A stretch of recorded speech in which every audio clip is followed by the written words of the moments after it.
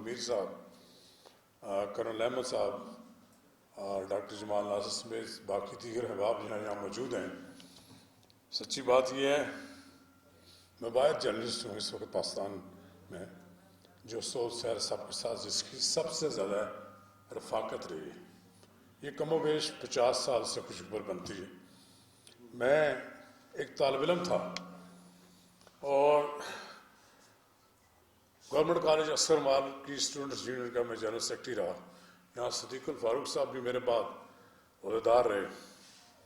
تو میں ڈائری لکھتا تھا, طالب علم کی ڈائری, اور میں تعمیر اخبار میں جناب سعود سیر صاحب کے پاس بھیجتا تھا. یہ 64-65 کی بات ہے. پھر ہمارا تعلق ایسا بنا, وہ میرے مرشد بن گئے, اور میرا تعلق ان سے 50 ریلوے روڈ اس کا نام ہے جگہ کا, مجھے یاد ہے 500 ریلوے روڈ, وہاں آنا جانا, سیڑھیاں چڑھنا, اور ایک میرا تعلق ہے. اور پھر دوسرا یہ کہ ہمارا نظریاتی تعلق, پھر ہماری دوستی, پھر ہماری سوچ, سب چیزیں ایک ایسی مشترک تھی جس سے آپ یہ کہہ سکتے ہیں کہ ہمارا درمیان دن میں 10 بار لڑائی بھی ہوتی تھی. ہم ہر جمعے کو اکٹھے ہوتے تھے. کم و بیش کوئی جمعہ ایسا نہیں جاتا تھا کہ ہم پارلیمنٹ میں اکٹھے نماز پڑھتے تھے. اور نماز پڑھنے کے بعد ان کی فرمائش ہوتی تھی, ایسا مجھے کھانا کھلائیں, چلے کھانا کھلاؤ. کبھی مجھے وہ گیر گار کے کہتے کہ میں کھلاؤں گا, پھر کہتے نہیں بل تو تمہیں دینا پڑے گا. تو میرا ان کے ساتھ بہت فرینکنس تھی, کوئی ایسی بات نہیں تھی. یہی بات ہے کہ آج میں یہ غالباً بات میں نہیں چاہتا تھا کہ شاید میاں منیر صاحب یہ بات کرتے.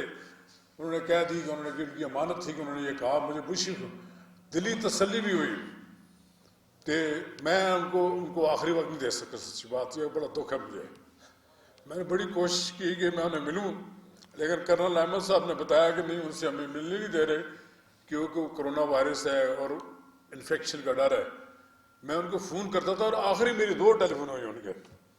ایک انہیں میں نے کہا جی کراچی جانا ہے, آپ کیا خیال ہے, آپ کا کوئی پروگرام بنتا ہے؟ تو کرنل صاحب نے سن لیا. کرنل صاحب نے مجھے کہا کہ آپ ان کو کہاں لے جا رہے ہیں؟ میں نے کہا جی کراچی سے جائیں گے, اور کراچی جائیں گے تو اکیلے نہیں جائیں گے. یہ تو کراچی میں میری بیٹی, ہماری وہاں بھی ہماری بیٹی ہوتی ہے, تو ہو سکتا ہے کہ کراچی میں سعود سیر صاحب بھی جائیں اور ان کے ساتھ ان کی مسز بھی جائیں. تو مجھے انہوں نے کہا, میں نے کہا کہ یار ان کو انتظام مجھے بائی ایئر ہی کرنا پڑے گا, اور ان کے ساتھ ہو سکتا ہے میں خود بھی جاؤں, حالانکہ میں بائی روڈ جا رہا تھا. کچھ دنوں بعد ان کا مجھے فون آیا, تو وہ آمادہ نظر آئے. تو یہ بڑے پریشان تھے کہ یہ کراچی جانے کے لیے تیار ہو گئے ہیں. تو میں نے کہا جی کہ خوشی کی بات ہے کہ مجھے ان کی بیماری کی نوعیت کا علم نہیں تھا اتنا, اور میں یہ سمجھتا کہ اللہ تعالیٰ کا فضل کرم سے ٹھیک ہوں گے, اللہ تو پہلے بھی بیمار ہیں. پھر انہوں نے ایک عجیب سی بات کی کہ جو انہوں نے کہا کہ دیکھنا وہ پی ایف جے کے الیکشن ہو رہے ہیں, نواز رضا کا ساتھ نہ چھوڑنا. جیسے ایسے لگتا ہے جیسے وہ اپنی وصیت کر رہے. سچی بات یہ کہ یہ باتیں نہ بھی کہتے کچھ, لیکن میرے لیے ان کے دل میں جو عزت تھی اس میں تھا ہی, میرا اس میں تھا. لیکن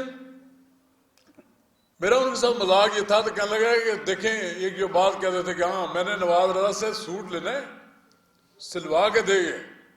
میرا ان کے ساتھ, اب میں ان کے ساتھ مذاق بھی کرتا, میں کہا سعود صاحب بغیر سلا ملے گا, تو کہتا نہیں میں تو لینا نہیں. ہمارے درمیان جو تعلق تھا وہ اس طرح کا تھا کہ جیسے گھر کے آدمی ہوتے ہیں. اور یہ بات درست بھی ہے کہ کوئی 1-2 سال کی بات نہیں ہوتی. وہ کہتے ہیں نا, کوئی یہ کہا یہ 2-4 برس کی بات نہیں ہے, یہ قصہ ہے نصف صدی کا. تو میں جب طالب علم تھا میں نے جرنلزم جوائن کی, اور پھر میرے وہ استاد کے علاوہ میرے لیڈر بھی تھے, اور ہم اکٹھے سیاست کرتے رہے. کبھی ہماری زندگی میں 2 راستے نہیں ہوئے. یہاں بیٹھے ہوئے حکیم صاحب کے صاحبزادے حکیم سہارنپور صاحب, میرا ان کے ساتھ بھی بڑا تعلق تھا. یعنی ان کے ساتھ تو بزرگی والا تعلق سے ہوتا تھا, ان کے ساتھ احترام کا رشتہ, اور بڑی محبت کرتے تھے. اور اس رشتے کی وجہ یہ بھی تھی کہ یہ سہارنپور کی دونوں عظیم شخصیات تھیں. پھر تیسری ایک شخصیت نثار احمد نثار کا یہاں ذکر آیا. یہاں نثار احمد نثار کو بھی بہت کم لوگ جانتے ہیں, بہت نئی نسل کو نہیں جانتی ہوگی. میں نے زمانہ طالب علم میں شیخ رشید کو وہاں ان کے ہاں زانویہ تلزم کیے ہوئے دیکھا ہے. جمعے کی نماز ہم مولانا غلام اللہ کے پیچھے پڑھتے تھے تو جمعے کی نماز کے بعد وہاں جا کر ان کے پاس جا کر چائے پیتے تھے اور ہم اس سے ہمیشہ گلا کرتے تھے, نثار صاحب یار نماز رضا تم نے میرے ساتھ بڑھ جاتی کی. میں نے کہا کیوں, کیا تم نے ایک ایسے آدمی کو لیڈر بنا دیا جو لیڈر کا اہل نہیں تھا. شیر رشید کے بارے میں کہتے تھے. اور میں نے کہا لیڈر خود بنتا ہے, آدمی بناتا نہیں.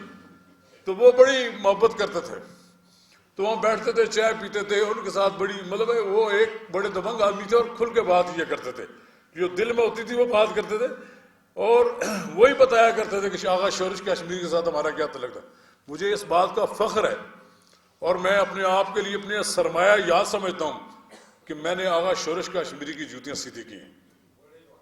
پھر یہاں میں ایک بات اور بھی بتا دوں, یہاں بہت کم لوگوں اس بات کے علم ہوگا, ان کے والد محترم صاحب کی بھی میں زانویہ تلمذ کی ہے. میں جسارت اخبار میں جب میں نے نوکری جوائن کی تو سمن آباد میں بیٹھ کے جو ہوٹل میں محفل ہوتی تھی, جو پنجاب یونیورسٹی کے زیر جو طالب علم سے تعلیمیں حاصل کر کے آئے تھے ان کی محفل میں بھی بیٹھتا تھا. مجھے ان کی بھی محبت حاصل رہی اور میں اسی وجہ سے آپ کو بتائیں آمن میر صاحب, میں آپ کو سچی بات یہ ہے کہ سیاست میں تو آدمی کوئی کس طرح وہ جانا جاتا ہے, کوئی کچھ کر رہا ہے, کوئی نظریات ہوتا ہے. میں آپ کو ایک بہادر اور دلیر اور یہ کمٹمنٹ والا اخبار نویس سمجھتا ہوں کہ جب آپ کو یہ یونیورسٹی میں رابطہ قائم کیا, میں اس وقت مدینہ منورہ میں تھا, تو پتہ لگا کہ جی آپ کو گولی لگ گئی ہے. سچی بات یہ ہے کہ آپ نے ایک جرأت مند صحافی کے طور پر اس وقت کردار ادا کیا اور اب بھی ہمارے لیے آپ ایک گائیڈ لائن ہے. لوگ آپ کے ساتھ اختلاف کر سکتے ہیں لیکن میں سمجھتا ہوں کہ اس ملک میں چند ایک صحافی موجود ہیں کہ جو ایک نظریے کے لیے, جو ایک سوچ کے لیے, آپ نے کہا آزادی صاحب, اصل میں مسئلہ یہ ہے اس ملک میں یہی ہے کہ لوگوں کی زبانیں گم کر دی گئی ہیں, لوگوں کو نہ بات کرنے کی کوئی چیز چھپتی نہیں ہے, کوئی چیز ٹیلی کاسٹ نہیں ہو سکتی ہے. میں آپ کو بتاؤں انویسٹیگیٹو جرنلزم لوگ کہتے ہیں, یہاں ایجنسیوں کی بنائی ہوئی خبریں آ جاتی ہیں, اس کو لوگ اپنے نام سے جب چھاپتے ہیں تو وہ انویسٹیگیٹو جرنلزم ہوتی ہے. سعود سار نے اس ملک میں دلائی کیمپ کی دریافت کی, کسی کو نہیں معلوم, افتخار تاری کو وہاں سے برآمد کرایا. سعود سار صاحب نے یو ڈی ایف کی موومنٹ میں جتنے اجلاس ہوتے تھے اس کی ٹیبل کے نیچے بیٹھ کر, چونکہ قد کے چھوٹے تھے پتہ نہیں لگتا تھا, وہ نیچے بیٹھ کر رپورٹنگ کرتے رہتے تھے. سعود سار کے ساتھ میں نے ایک ایڈونچر تیسرا یہ بھی کیا کہ 77 کی موومنٹ چل رہی تھی تو لاہور سے نوابزادہ نصر اللہ ملنے کے لیے مفتی محمود مرحوم کو ہری پور جیل جا رہے تھے. تو کہنے لگے نواز رات کٹھے چلتے ہیں, گاڑی ہم نے کرایہ پہ لے لی ہے, کوئی 2500 یا 3000 اس زمانے میں دیا تھا, وہ بھی مجیب الرحمان شامی صاحب کے غالباً پیسے تھے. ہم جناب یہاں سے ان کا پیچھا کرتے کرتے ہری پور جیل تک پہنچے اور ہم نے یہاں سے رپورٹ بھجوا دی کہ جی کہ یہ وہ فلاں جگہ گئے ہیں, فلاں سے ملے ہیں, فلاں ہی ہوئے. ساری باتیں بہت لمبی ہو جائیں گی, میں نہیں چاہتا. ایک آخری بات کرنا چاہتا ہوں جو کسی مقرر نے نہیں کی, شاید دانستہ نہیں بلکہ نادانستہ بھول گئے ہیں. وہ بہت بڑے ختم نبوت کے حامی تھے, وہ عاشق رسول تھے, ان کی عاقبت اسی دن سور کی تھی. یہیں ان کی کتاب کی تقریب رہنمائی ہوئی. راجہ ظفرلاق صاحب تھے, مفتی محمود کے صاحبزادے مولانا فضل الرحمان تھے, انہوں نے آخری جو کتاب لکھی وہ ختم نبوت کی, وہ پوری کتاب میں نے پڑھی, میں نے اس پر تبصرہ بھی لکھا اور یہاں تقریب بھی منعقد کی, اور پھر وہ اپنی یادداشتیں لکھ رہے تھے کچھ نہ کچھ. تو جب لکھتے تھے تو ان کا ایک طریقہ کار ہوتا تھا کہ وہ یہ کہتے تھے میں نے لکھ دیا. میں نے کہا سعود صاحب آپ اگر یہ آپ بتا دیں گے تو بعد میں کون پڑھے گا, ابھی آپ نہ بتائیں. لیکن وہ لکھتے تھے, آخری وقت تک وہ لکھتے رہے. بہرحال ایک بڑے اخبار نویس کا انتقال ہوا ہے. ہمیں افسوس ہے, ہمیں افسوس اس بات کا ہے. ادریس مختار صاحب کی ہم نے یہاں ایک تقریب پہلے منعقد کی, فاروق عادل صاحب نے یادداشت ٹھیک کرائی, لیکن ہم اس لیے ان دونوں کو نام اس لیے دیے کہ ہم بلا نہیں دے سکتے ادریس مختار کو بھی, وہ بڑے آدمی تھے. اور دیکھیں اخبار نویس وہی ہے کہ وہ کہا کہ جو وہ کہتے تھے میں 500 ریلوے روڈ پہ رہتا ہوں, نواز رضا میں چاہتا ہوں کہ میری زندگی میں ایک بڑا مکان بنے جس میں ایک بڑا غسل خانہ ہو. میں نے کہا کمرہ, کہتے کمرہ بے شک چھوٹا ہو لیکن غسل خانہ بڑا ہو. لیکن اس سے کہنے لگا میں نے جس حالات میں نے وقت گزارا ہے, انہوں نے بڑے بڑے دور دیکھے اور بڑے بڑے پلاٹ تھے، انہوں نے اپنے بچوں کی تعلیم اور تربیت پر سب کچھ خرچ کر دیا. جاتے جاتے اپنی زندگی میں بھی اپنا پلاٹ جو بیچ کر اپنی اولاد کے حوالے کر کے چلے گئے. انہوں نے کوئی تو انہوں نے کہتے تھے، یہ مجھے سرمیر بتا رہے تھے، کہتے تھے کہ وہ کہا کرتے تھے یار مجھے یہاں میرا مستقل پتہ تو ہے نا، یہاں میڈیا ٹاؤن میں میرے بچوں کا گھر ہے، میرا گھر ہے، یا ڈی ایچ اے میں ان کے بیٹے نے وہاں مکان بنایا، تو ہم تو ان کو ساتھ وہ اس گھر میں رہتے تھے ڈی ایچ اے میں جہاں ان کو خود ان کو بیچاروں کو راستہ نہیں معلوم تھا. ایک رات کو ہم اکٹھے آئے تو واپسی میں لاہور سے جب آئے تو میاں منیر کو میں نے کہا جی آپ ہی ان کو چھوڑ کر آئے. کہتا جی صبح ہو گئی تو ان کا گھر ہی نہیں مل رہا تھا.